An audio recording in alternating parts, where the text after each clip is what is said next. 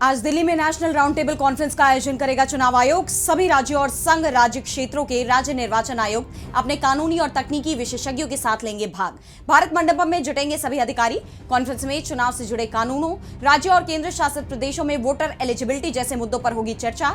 भारत के चुनाव आयोग और राज्य चुनाव आयोग के बीच तालमेल को बढ़ावा देना, ईसीआई नेट और ईवीएम जैसी टेक्नोलॉजी शेयर करना, चुनावी प्रोसेस और लॉजिस्टिक्स में तालमेल बैठाना है मकसद। मोदी सरकार के खिलाफ देशव्यापी आंदोलन शुरू करने की तैयारी में कांग्रेस। भोपाल में होगा कांग्रेस का पहला किसान सम्मेलन। पार्टी अध्यक्ष मल्लिकार्जुन खड़गे और सांसद राहुल गांधी होंगे शामिल। कांग्रेस सांसद जयराम रमेश ने दी जानकारी। भारत और अमेरिका डील को लेकर कहा, सरकार ने सरेंडर किया।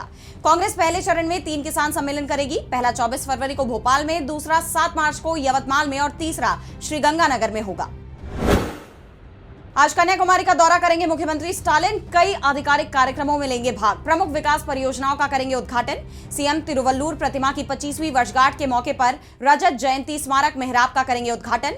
नागरकोइल के कल्ला दिविलई में एम करुणानिधि की प्रतिमा का करेंगे अनावरण। इसके बाद नागरकोइल के नेप्पामुडु जंक्शन पर पुनप्पा नादर की प्रतिमा का करेंगे अनावरण।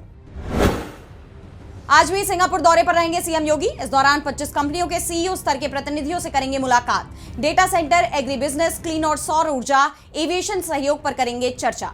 राउंड टेबल मीटिंग कर निवेशकों से करेंगे संवाद। उत्तर प्रदेश के लोगों को भी संबोधित करेंगे सीएम। सिंगापुर से जापान जाएंगे योगी।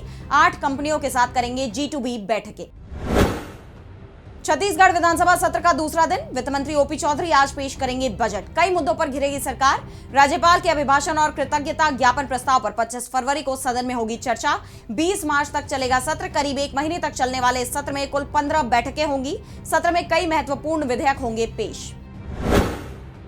महाराष्ट्र विधानसभा के बजट सत्र का दूसरा दिन आज। कई मुद्दों पर सदन में दिखेगी जोरदार बहस। सरकार की अलग अलग योजनाओं और नीतियों पर होगी चर्चा। सरकार को घेरने की विपक्ष ने बनाई रणनीति। सत्र का पहला दिन भावुक माहौल में गुजरा। सीएम फडणवीस ने अजित पवार के निधन पर पेश किया था शोक प्रस्ताव। विधायकों ने विमान हादसे की निष्पक्ष जांच की उठाई मांग।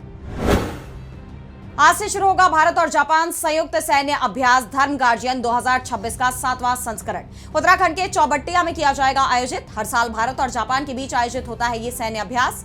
संयुक्त शहरी युद्ध और आतंकवादी रोधी अभियानों के दौरान दोनों देशों की सेनाओं के बीच परस्पर संचालन क्षमता को बढ़ाने पर रहेगा जोर। इस दौरान सैनिक विशेष युद्ध कौशल का करेंगे अभ्यास। टैरिफ पर अमेरिकी राष्ट्रपति डोनाल्ड ट्रंप का बड़ा फैसला। इंपोर्ट होने वाले सामान पर आज से लागू होगा 10% टैरिफ। हालांकि कुछ सामानों पर नहीं लगेगी temporary import duty. Supreme court के फैसले के बाद ट्रंप ने 15% तक बढ़ाया ग्लोबल टैरिफ। कोर्ट ने रेसिप्रोकल टैरिफ को गैरकानूनी बताते हुए किया था रद्द। बुनियादी इंटरनेशनल पेमेंट समस्याओं को हल करने के लिए ट्रंप ने साइन किए आदेश। आज T20 वर्ल्ड कप टूर्नामेंट में इंग्लैंड और पाकिस्तान की टीमें होंगी आमने सामने। शाम 7 बजे से श्रीलंका के पेल्लेकेले इंटरनेशनल क्रिकेट स्टेडियम में खेला जाएगा मैच। सेमीफाइनल के करीब पहुंचने की कोशिश में दोनों टीमें। पाकिस्तान की टीम का सुपर 8 का यह दूसरा मुकाबला। इंग्लैंड के लिए चौथी जीत हासिल करने का मौका। क्रिकेट फैंस को रोमांचक मुकाबले की उम्मीद।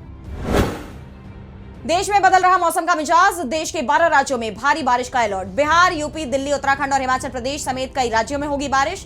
आंधी बिजली गिरने की चेतावनी। आईएमडी ने जारी किया अलर्ट।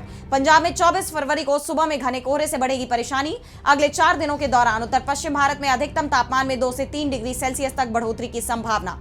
छत्तीसगढ़ में अधिकतम तापमान में लगभग 2 डिग्री सेल्सियस गिरावट की संभावना।